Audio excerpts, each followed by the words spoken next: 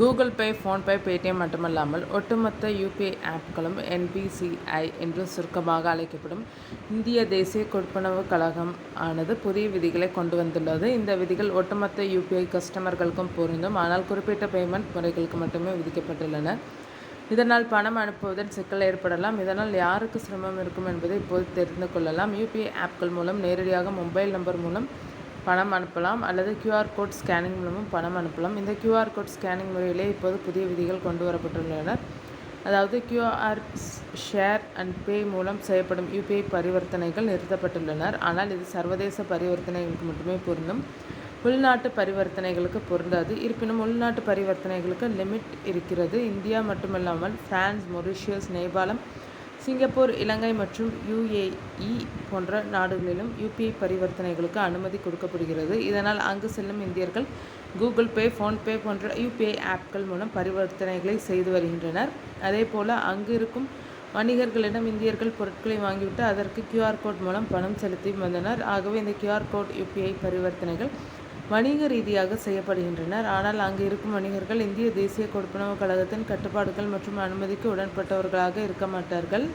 இதனாலேயே QR share and pay மூலம் செய்யப்படும் சர்வதேச யுபிஐ பரிவர்த்தனைகள் நிறுத்தப்பட்டுள்ளனர். ஆகவே இனிமேல் மற்ற நாடுகளில் கியூஆர் ஷேர் அண்ட் பே மூலம் பரிவர்த்தனைகளை செய்ய முடியாது. இதனால் சிங்கப்பூர், இலங்கை மற்றும் யுஏஇ போன்ற நாடுகளில் அதிகமாக இருக்கும் இந்தியர்களுக்கு இது சிரமத்தை கொண்டு வர வாய்ப்புள்ளது. இந்தியாவிலும் வணிகர்களிடம் செய்யும் பரிவர்த்தனைகளுக்கு கட்டுப்பாடுகளை இருக்கின்றனர்.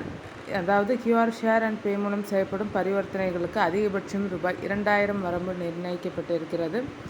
இது இந்திய தேசிய கொடுப்பனவு கழகத்திடம் பதிவு செய்யப்படாத வணிகர்களுக்கு மட்டுமே பொருந்தும். இல்லை என்றால் யுபிஐ ஆப்களுக்கு நிர்ணயிக்கப்பட்ட அதிகப்படியான தொகை வரையில் அனுப்பி கொள்ளலாம். ஆகவே பதிவு செய்யப்படாத வணிகர்களுக்கு ரூபாய் 2000க்கு மேல் அனுப்ப முடியாது. இந்த விதியானது ஏற்கனவே அமலில் இருக்கிறது. ஆனால் சர்வதேச பரிவர்த்தனைகளுக்கான விதிகள் புதிதாக அமல் செய்யப்பட்டுள்ளது. முன்னதாக கூகுள் பே, ஃபோன்பே, பேடிஎம் போன்ற ஆப்களில் கொடுக்கப்பட்ட மொபைல் நம்பர்களை நீக்கும்படியான விதிகளை இந்திய தேசிய கொடுப்பனவு கழகம் அமலுக்கு கொண்டு வந்தது.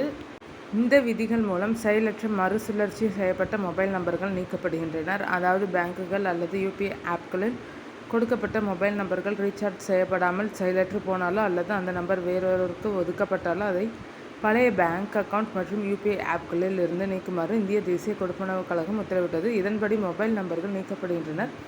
ஆகவே யுபிஐ ஐடிகளை ஓப்பன் செய்யும் போது அதில் கொடுக்கப்பட்ட மொபைல் நம்பர்களை தொடர்ந்து ஆக்டிவாக வைத்திருக்க வேண்டியிருக்கிறது. இல்லை என்றால் அதன் மூலம் எந்தவித பண பரிவர்த்தனையும் செய்ய முடியாமல் போகும் என்பது தெரிகிறது. இதுபோன்ற பல்வேறு விதிகள் யுபிஐ பரிவர்த்தனைகளில் அமல் செய்யப்பட்டு வருகின்றன.